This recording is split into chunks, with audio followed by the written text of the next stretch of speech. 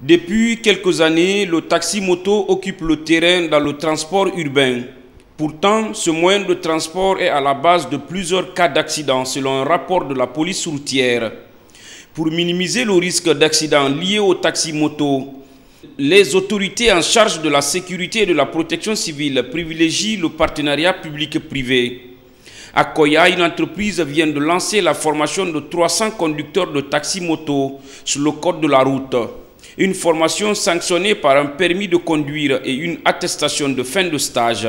La société Gikatem a au programme 300 taxis-motards inscrits, dont une cinquantaine ont été déjà formés, qui reçoivent aujourd'hui sous vos auspices leur permis de conduire et leur attestation de fin de stage. Je viens d'apprendre que, avec la formation, ils ont trouvé le permis de conduire pour les motos. Ça, félicitations pour l'ONG, félicitations pour le formateur.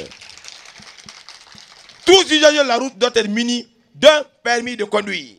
C'est le permis A et A1. Mais je le dis et je le réitère, monsieur le formateur. Tout permis, tout agent, tout élève qui doit passer, envoyer les dossiers officiellement dans un commissariat ou commissariat central, il n'a qu'à viser la fiche. Venez, on vous remet la fiche à partir du ministère des Transports. Cette fiche qui ira au CADAC. Parce que toi qui dois être porteur de permis, on doit te poser des questions. On peut te poser, quelle est la différence entre une intersection et un carrefour? On doit te poser, sur une moto, qu'est-ce qu'il faut? Tu dois répondre à toutes ces questions avant qu'une soit munie d'un permis de conduire. Ces 50 récipiendaires se félicitent des connaissances acquises à l'issue de cette formation. Le nombre de personnes à transporter sur un taxi-moto, la maîtrise du code de la route sont entre autres notions enseignées à ces agents. Je suis joyeux ce soir-là, puisqu'il y a des années que je conduis la moto, mais je ne connais pas les codes de route. Mais à travers cette société, ça nous a permis aujourd'hui de connaître beaucoup de codes de route, beaucoup de panneaux que nous rencontrons nuit et jour, mais on ne sait pas ce que ça veut dire, alors que ces panneaux nous parlent.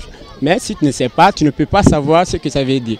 Initiatrice de cette formation, la Guinéenne pour la construction, le commerce, l'agriculture, le transport, l'élevage et les mines, Gikatem, se fixe pour objectif de couvrir tout le pays. Objectif principal, réduire le nombre d'accidents provoqués par les taxis-motos.